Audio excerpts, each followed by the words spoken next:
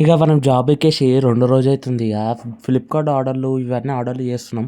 ఒక్కడు ఫోన్ ఎత్తి చావడు. ఎంత కష్టమైతుందో తెలుసా? ఒక్క ఆర్డర్‌కి రూ. 18 ఇస్తున్నాం మాకు. ఆ ఒక్క ఆర్డర్ గిట్ట క్యాన్సిల్ అయిందనుకో కూల్చిపోయినట్టే. ఆ రోజుకి పెట్రోల్ పైసలు గిట్ట ఎళ్ళని రోజులున్నాయి మాకు.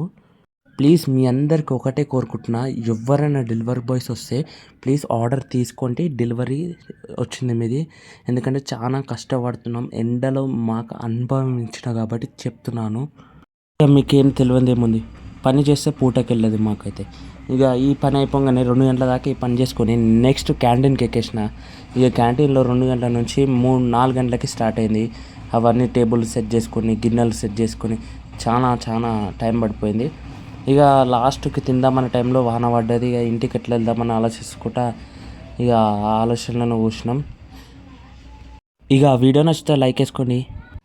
జీవితాన్ని తేలికగా తీసుకోకండి. అది చాలా కఠినంగా మారుస్తుంది మన సిచ్యువేషన్‌ని.